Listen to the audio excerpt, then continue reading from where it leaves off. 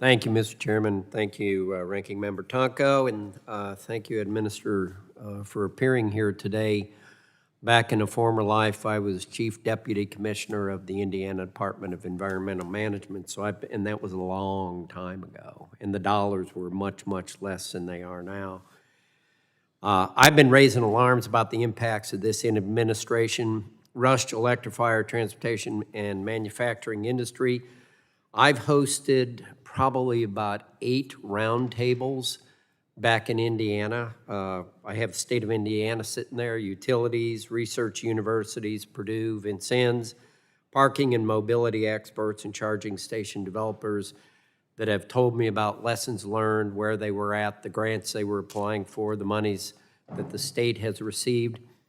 In these roundtables, I've recently heard some troubling stories about the current state of the green transition. I'll get into that in a second. Recently, the governor of Indiana, Eric Holcomb, said, let's invest in innovation. Let's not set goals that are out of reach. I'll continue to advocate for more investment like we're doing here in the state of Indiana to embrace alternative resources. So we're pro moving forward with all of the above.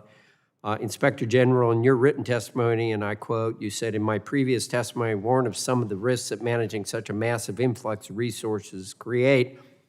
And then just a second ago, Chairman Carter asked you how it's going on the follow-up and seeing how this money is used. And then when I walked in here, you said something, and I really didn't hear it, but I think the gist was you're operating at a loss because yes, the demand is far exceeds what you're supposed to inspect, regulate, oversee.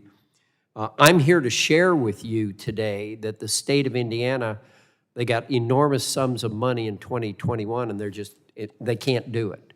They can't do it because of the delays in permitting, the delays in how you actually can qualify for deploying the funds.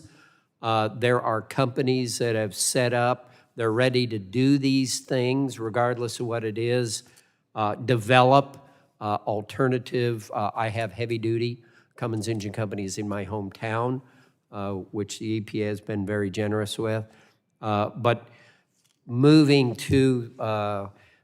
forward with the science and the implementation just seems to be tremendously bogged down, and yet the dollars are out there. Am I misunderstanding something? Is that correct? I'm not sure how much of the money the EPA has actually spent with respect to IIJ.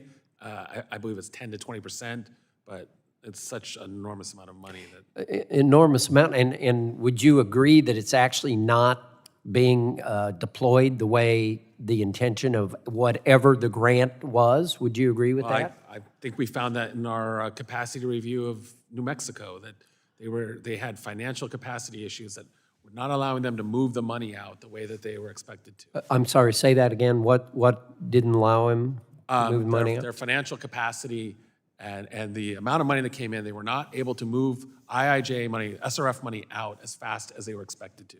Well, you know, sometimes whether it's a state or it's a balance sheet of a company, are they just deploying it on their balance sheet to make them look a little better? You know what I'm saying by that? I'm a little suspicious of that. And that is something we definitely look at as well.